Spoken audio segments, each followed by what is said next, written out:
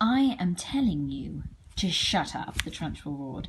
If you don't shut up at once and sit down, I will remove my belt, and then you'll have it with the end that has the buckle. Slowly, Matilda sat down. Ugh, the rottenness of it all. The unfairness. How dare they expel her for something she hadn't even done? Matilda felt herself getting angrier and angrier and angrier, so unbearably angry. Something was bound to explode inside of her very soon. The newt was still squirming in the tall glass of water. It looked horribly uncomfortable. The glass wasn't big enough for it. Matilda glared at the Trunchbull. How she hated her. She glared at the glass with the newt in it. She longed to march up and grab the glass and tip the contents, newt and all, over the Trunchbull's head. She trembled to think what the Trunchbull would do to her if she did that. The Trunchbull was sitting behind the teacher's table, staring with a mixture of horror and fascination at the newt that was wriggling in the glass. Matilda's eyes were also riveted onto the glass, and now, quite slowly, they began to creep over Matilda, a most extraordinary and peculiar feeling. The feeling was mostly in her eyes. It was a kind of electricity that seemed to be gathering inside of them. A sense of power was brewing in those eyes of hers. A feeling of great strength was also settling itself deep inside of her eyes. But there was also another feeling, which was something else altogether, and which she couldn't understand. It felt like flashes of lightning. Little waves of lightning seemed to be flashing out of her eyes. Her eyeballs were beginning to get hot, as though vast energy was building up somewhere inside of them. It was an amazing sensation. She kept her eyes steadily on the glass, and now the power was concentrating itself in one small part of each eye, and it was growing stronger and stronger, and it felt as though millions of tiny invisible arms with hands on them were shooting out her eyes towards the glass she was staring at. "Tip it," Matilda whispered. "Tip it over." She saw the glass wobble. It actually tilted backwards a fraction of an inch.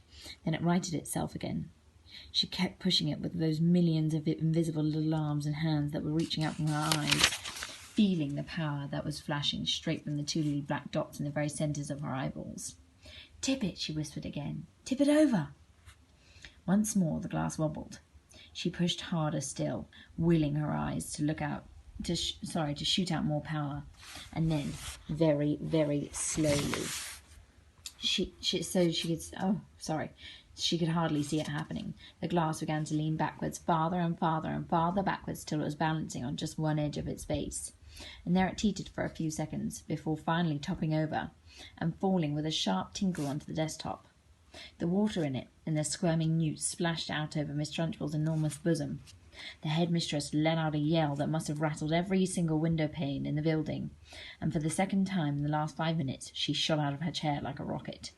The newt clutched desperately at the cotton smock, where it covered the great chest, and there it clung with its claw-like feet.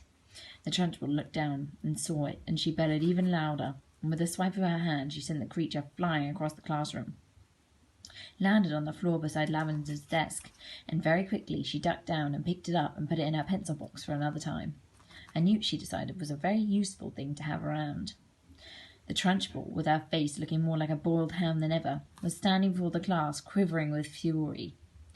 We're just going to pause for a second there, because I'm going to ask you your Victor vocabulary question. Why do you think the author describes Miss Trunchbull as quivering with fury? Why does he use that word quivering? What does that make you think of? That is your question for today.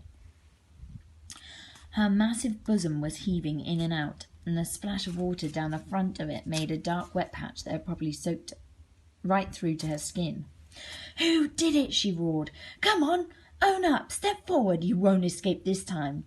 Who is responsible for this dirty job? Who pushed over this glass?" Nobody answered. The whole room remained silent as a tomb. "Matilda!" she roared. "It was you! I know it was you!"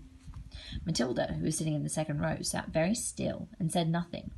A strange feeling of serenity and confidence was sweeping over her, and all of a sudden she found out that she was frightened by nobody in the whole entire world. With the power of her eyes alone, she had compelled a glass of water to tip and spill its contents over the horrible headmistress, and anybody who could do that could do anything. "Speak up, you clotted carbuncle!" roared the Trunchbull. "Admit that you did it!" Matilda looked right back into the flashing eyes of this infuriated female giant and said with total calmness, I have not moved away from my desk, Miss Trunchbull, since the lesson began. I can say no more. Suddenly, the entire class seemed to rise up against the headmistress. She didn't move, they cried out. Matilda didn't move. Nobody moved. You must have knocked it over yourself. I most certainly did not knock it over myself, roared the Trunchbull. How dare you suggest a thing like that? Speak up, Miss Honey. You must have seen everything. Who knocked over my glass? None of the children did, Miss Trunchbull, Miss Honey answered. I can vouch for that nobody has moved from his desk or her desk all the time you've been here, except for Nigel, and he hasn't moved from his corner. Miss Trunchbull glared at Miss Honey.